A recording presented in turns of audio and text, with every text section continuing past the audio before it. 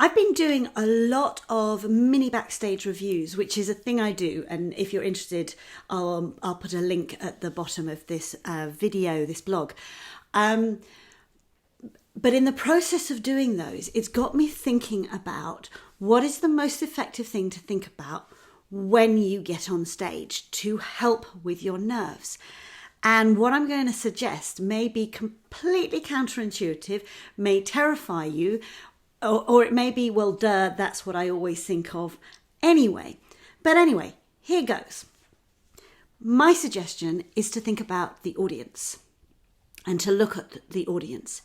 And this can so often bring about terror in people because they're going, no, but that's what scares me. The audience is what scares me. And, it may depend on the audience. It may be that it's audition panels. It may be that it's a networking room. It may be it's standing on stage with a room of thousands. Whatever the audience is that's daunting, I still offer the advice. Think about the audience, but think about them in a completely different way to the way you might normally think about them. So often when we think about the audience, we are thinking about what they think of us. What is their opinion of us? Is what I'm saying going down well? Do they think I'm an idiot? Oh, that note went wrong. Oh gosh, did they see anything? They're going to hate that. And we think about the audience as if the audience were us watching us.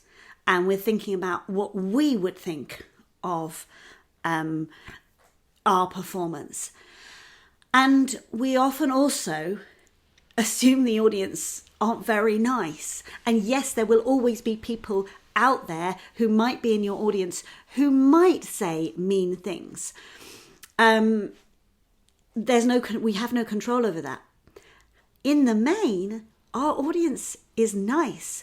And if we start to think of them in that way and think of them as people we want to connect with, as people who've come out to be entertained, to learn something, to feel something, to have a nice time with the person next to them, to get away from their work or their everyday life, whatever their motive for being there, if we think about what would make them smile today, it can transform how we feel, because whilst we're thinking about what is going on for them in their world, we don't have the space to think about what they think about us. We don't have the space to have an opinion of us, and we don't have the space to self-sabotage.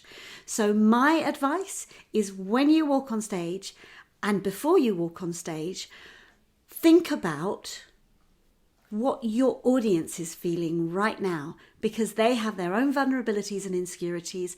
They have their own lives. And if you think about that, 1, you're more likely to meet their needs. 2, you're less likely to think about what they think about you and worry about that. And 3, you're less likely to sabotage. Okay, thank you very much for watching and listening. Bye-bye.